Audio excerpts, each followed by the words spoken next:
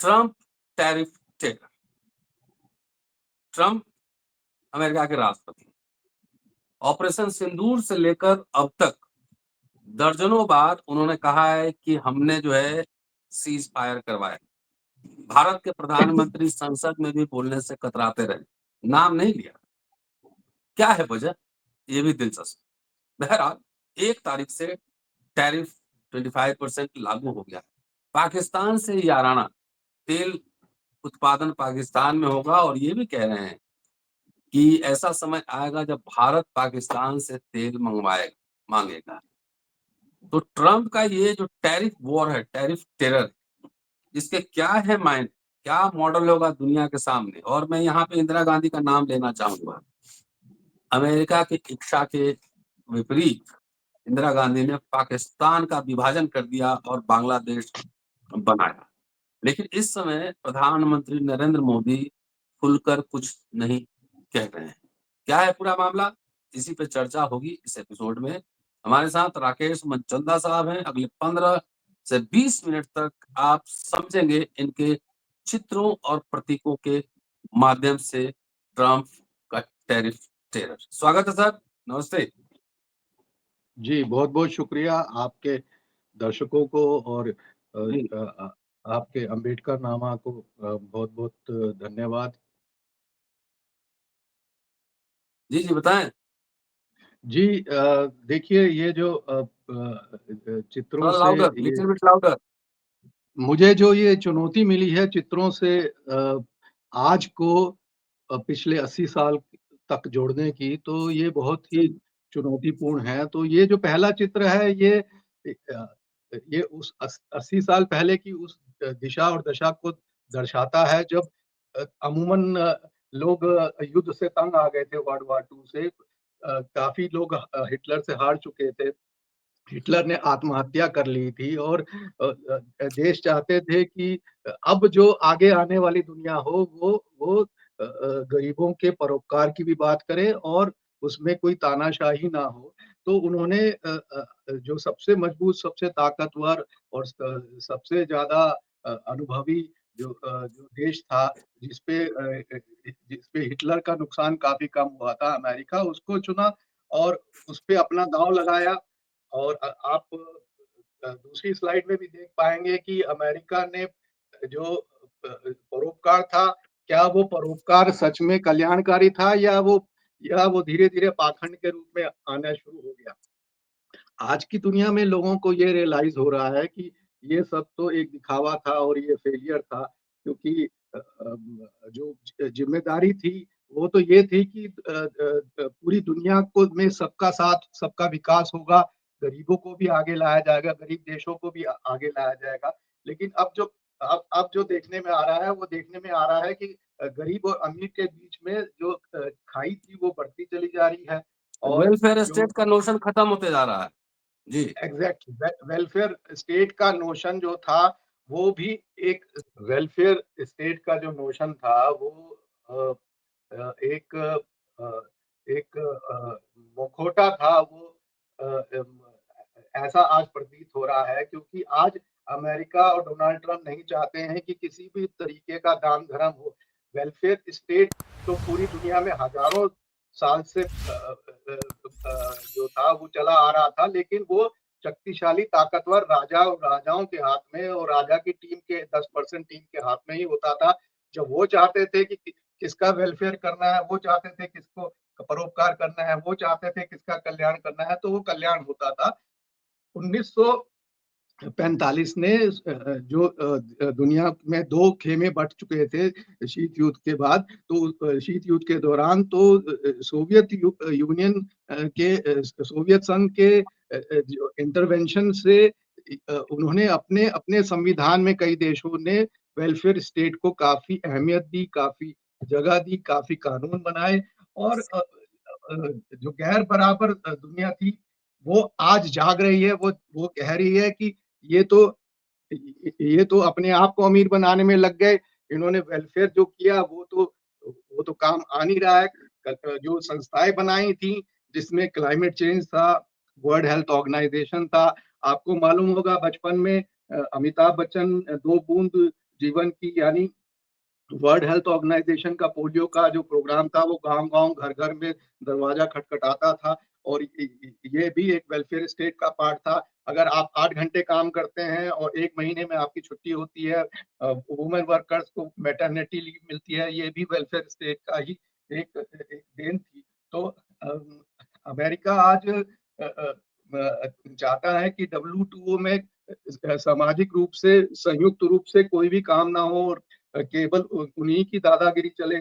और उन्होंने बड़े एक खूबसूरत काम ये किया है कि उन्होंने पूरी दुनिया के देशों के साथ बातचीत करके टैरिफ पे सबको अलग-अलग, अलग-अलग कर दिया है। जिस तरीके से पूंजीवादी समाज चलता है, जिस तरीके से धर्म चलता है, धर्म भी भक्तों को कहता है आप अपने पे ध्यान दीजिए, मेडिटेट कीजिए, गुफा में जाइए, जो भगवान है खुश होकर के आपको फल देंगे। इस तरीके से अलग-अलग किया जाता है, क्योंकि अमेरिका डरता है कि अगर दुनिया के देश एक साथ आ गए तो उसका जो तौर तरीका है, उसकी जो दादागिरी है, वो पूरी की पूरी एक्सपोज़ हो जाएगी। तो सर दादागिरी में ईरान तो पीछे नहीं हटा, लेकिन ईरान तो डटा रहा। हाँ, ईरान एक छुपा रुस्तम देश निकला, वो पीछे उसने वो 20 साल से वो सैंक्शंस जो हैं, वो अमेरिका के झेल रहा था, और उसने अपने युद्ध के तरीके और यु यु उसमें जो साइंस और टेक्नोलॉजी के तरीके भी उसने अपने रूस की सहायता से, चाइना की सहायता से उसने अपने आप को अपडेट रखा। जबकि वो चाइना जो है, वो एक कट्टर धार्मिक देश है। फिर भी उसने नाक में दम कर रखा है अमेरिका की, जिस तरीके से रशिया ने और चाइना ने और ब्राज़ील ने और साउथ अफ्रीका ने भी किया। तो अगर हम अब आगे की स्लाइड्स पे बात करें, जी, क्या तो ये जो पूरा आपकी फ्री ट्रेड करके ये पूरा क्या पोलर वर्ल्ड बनाना चाह रहा है अमेरिका? हाँ, सबसे बड़ा ज़मींदार। जी, तो क्या चाहते हैं हमारे विश्व गुरु? पहले तो इस और बात पे भारत में फ़ोकस क्या किया जाए। इफ़ेक्ट होगा ये भी? हमारे जो विश्व गुरु, हमारे जो विश्व के माली चुने गए थे, जिसका ज़िम्मेदारी ये थे कि पूरे दुनिया को परोपकार से, कल्याण से जो है उस बगीचे को सुंदर किया जाए। तो वो चाहते क्या है? तो वो चाहते हैं कि हर देश उन्हें चुपचाप जो है लगान देता रहे, और मेक अमेरिका ग्रेट फर्स्ट, यानी अमेरिका को ताकतवर फिर से बनाया जाए, फ्री ट्रेड हो, फ्री डेमोक्रेसी हो, और इस फ्री डेमोक्रेसी के मुखौटे के पीछे उनकी तानाशाही को छुपाया जा सके, और वो खुद को खुशहाल कर सके। तो अ, ये संदेश है इन 2 स्लाइड्स का। और जी, तो वो रोक कौन रहा है? जो अमेरिका है, अमेरिका तो चाहता है कि वो दुनिया का राजा है, और हर हर धर्म में ये भी लिखा जाता था कि राजा जो होता है वो भगवान का रूप होता है। तो उसको रोक कौन रहा है?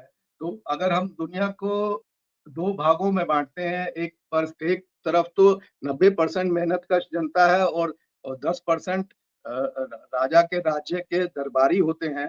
तो जैसे-जैसे हम मेहनत करते रहेंगे, जो हमारा हिस्सा है, हम मेहनत तो लगातार हिंदुस्तान कर रहा है, मेहनत हर देश कर रहा है, लेकिन डॉलर के मुकाबले वो कमज़ोर कैसे होता जा रहा है? क्या ये कोई षड्यंत्र है? ये जानना बहुत ज़रूरी है। तो ये कैसे पॉसिबल हो रहा है कि जी, जो अमेरिका है वो कह रहा है कि सब चीज़ को भूल जाइए, और जो उसकी वर्ल्ड लीडरशिप है उससे वो तंग आ चुका है, वो चाहता है कि फिर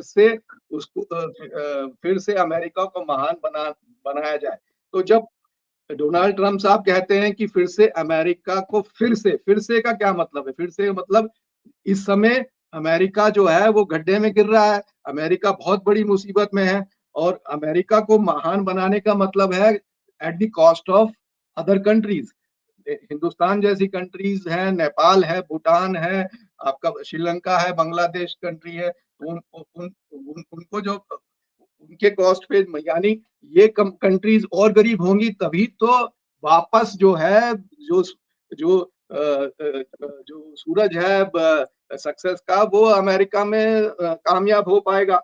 तो ये पूरा का पूरा जो षड्यंत्र है वो मेरी समझ में यही है कि कॉन्स्पिरेसी है व्यवस्था की कि जैसे-जैसे रुपया कमज़ोर होगा वैसे-वैसे हम हमेशा जो है वो डॉलर जो है बढ़ता चला जा रहा है। अब इससे हटने के लिए भी कई देशों ने बहुत ज़्यादा अप यूनाइट किया है अपने आप को जो फॉर इंस्टेंस हम अपने दुश्मन देश, पड़ोसी देश चीन को देखें तो 45 साल पहले जो चीन की हालत थी, चीन की ये हालत थी कि वो हिंदुस्तान जैसे ही हुँ। जो था वो आध्यात्मिकवाद में फँसा हुआ था, वो विज्ञान की तरफ उसका रुझान नहीं था और उसके पास इंफ्रास्ट्रक्चर नहीं था।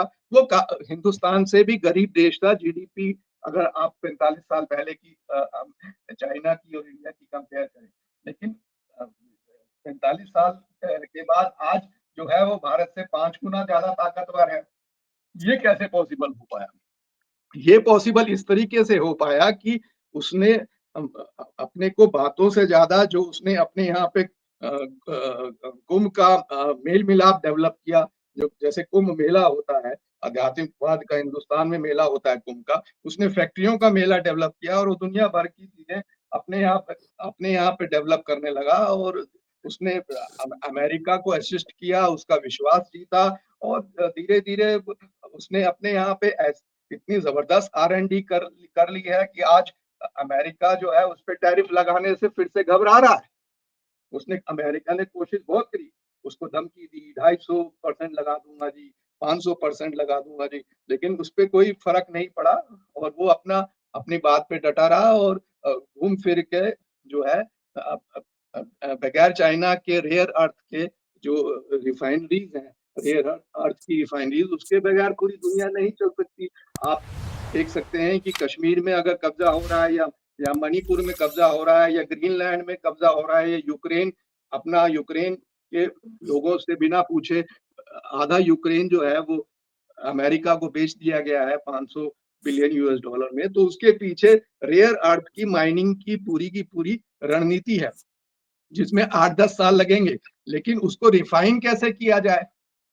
अब 80 साल में अ, इतना अहंकारी हो गया था अमेरिका कि उसने इस चीज़ पे ध्यान ही नहीं दिया। उसने कहा इसमें इसमें जो है हानिकारक गैसेज़ निकलेगी, एनवायरनमेंट खराब होगा। सारा काम उसने चीन के सुपुर्द कर दिया और चीन ने भी उस ईमानदारी के साथ उसकी खूब सेवा करी और आज जो है जो बिगड़े बोल हैं डोनाल्ड ट्रम्प साहब के जो हमारे मोदी जी के भी मित्र हैं और कहते हैं मोदी जी का मनुवाद भी उन्होंने छीन लिया है, मोदी जी की ताकत भी उन्होंने छीन ली है। तो अ अ, वो जो है बहुत ज़्यादा हड़बड़ी में हैं, बहुत ज़्यादा झल्लाए हुए हैं, बहुत ज़्यादा गुस्से में हैं, क्योंकि उनकी ताकत पूरी तरीके से खत्म हो रही है। सर, ट्रम्प की जो एक धमकी थी कि भारत रूस से व्यापार कर रहा है और यूक्रेन रूस वॉर में अमेरिका यूक्रेन के साथ है, तो ये जो धमकी थी, तो क्या भारत ने तेल खरीदना बंद कर दिया रूस से? क्या हुआ? सर कैसे ऐसा था डिक्टेट कर कि सकता है अमेरिका? देखिए कोविड के बाद में रूस और चीन जो हैं वो बहुत पुराने मित्र हैं। नेहरू के ज़माने के मित्र हैं ज सॉरी रूस और जो भारत देश है वो भारत नेहरू के ज़माने से उन बहुत गाढ़ी मित्रता रही है और एक-दूसरे के काम आते रहे हैं। और उस मित्रता की जो परिभाषा है उस ज़माने की है जहाँ पे दोस्ती का मतलब ये होता था कि अगर दोस्त पे कोई मुसीबत है तो वो काम पैसे का खर्चा नहीं देखेगा, वो अपने मित्र के काम आएगा। तो रशिया जभी भी हिंदुस्तान को जो है वो अमेरिका के अगेंस्ट में बांग्लादेश की अगर लड़ाई चल रही है तो उसमें उसने अपने जंगी बेड़े भी उतारे और उसने पैसे की कभी परवाह नहीं करी, उसने किताबें भी बहुत सस्ती रखी और उसने जो टेक्नोलॉजी थी, आर-एन-डी थी, उसने ये भी कहा कि भई ऐसा आप हमसे लड़ाकू विमान खरीदेंगे, तो हम टेक्नोलॉजी भी आपके इंजीनियर्स को डेवलप करके देंगे। तो इस बैकग्राउंड में भारत देश और रूस का जो लेन-देन है, व्यापार है, उसको देखा जाना चाहिए। लेकिन आज जो है भारत ने उस दोस्ती का रेसिप्रोकेशन कुछ नहीं किया है। थोड़ा-सा भी ट्रम्प साहब डरा देते हैं तो रूस से वो अपना व्यापार बंद कर देते हैं। जो रूस से $2 बिलियन का हिंदुस्तानी रुपए में, जो कि अमेरिकी यूएस डॉलर और स्विफ्ट से अमेरिकी बैंक के थ्रू होना चाहिए था, वो ना करके डायरेक्ट हिंदुस्तानी रुपए में पेमेंट हुई थी। उस वजह से जो है अमेरिका के डोनाल्ड ट्रम्प साहब जो है वो बहुत नाराज़ हैं और बार-बार धमकियाँ देते हैं। और अ, अभी सुनने में ये आया है कि इंडिया ने ये शायद तय कर लिया है कि वो उनको भी जो है अमेरिका की गोदी में बैठना है, क्योंकि अमेरिका अभी भी जो है वो चीन से ज़्यादा ताकतवर और ज़्यादा प्रभावशाली है। और वो चाहते हैं कि उनकी छत्रछाया में आगे बढ़ा जाए। इसलिए वो आवाज़ नहीं निकाल पा रहे हैं हमारे लीडर, और चुपचाप बैठे हैं। जबकि एक छोटा-सा देश है ब्राज़ील, उसपे भी 50% टैरिफ की बात हुई थी, लेकिन जब उसने रेज़िस्ट करना शुरू किया और वो ब्रिक्स का भी एक सहयोगी है, वो फाउंडर मेंबर है, तो उसपे अब जा कर के 5 से 7% में ही बात जो है बन चुकी है। तो जो सैंक्शन का एक एक तानाशाही दादागिरी रही है पूरी दुनिया के एक राजा की, जिसको अमेरिका बोलते हैं, और जो बैठे-बैठे डॉलर के थ्रू कमाना चाहता है, वो सैंक्शंस ईरान पे लगे, सैंक्शंस रशिया पे लगे, सैंक्शंस चाइना पे लगे, सैंक्शंस ब्राज़ील पे लगे, सैंक्शंस जो थे वो क्यूबा पे लगे, लेकिन उसपे कोई फ़र्क नहीं पड़ा कि क्योंकि जो दुनिया के मानव की संस्कृति है, वो मेल-मिलाप की संस्कृति है। वो एक-दूसरे के से मित्रता करके एक-दूसरे के साथ काम भी आते हैं और एक-दूसरे के साथ लेन-देन करना चाहते हैं, और उसमें अगर इंटरफेरेंस जो है, एक ही आदमी कहे कि ये मेरा डॉलर है, इसको आपको एक गुंडे की तरह आपको इसको एक्स्ट्रा पे करना पड़ेगा। तो अब फिलहाल जो है दुनिया की जनता जाग रही है, वो नहीं चाहती कि अमेरिका जो है वो यूनिपोलर वर्ल्ड चलाए। शुक्रिया सर। शुक्रिया। और दोस्तों, आप राकेश मनचंदा साहब को सुन रहे थे। अगली बार मिलेंगे तो कुछ और विषयों पर इनसे बात करेंगे। शुक्रिया, देखते रहिए अम्बेडकर नाम। Thank you sir. जी, जी। आपका बहुत-बहुत धन्यवाद। Thank you sir.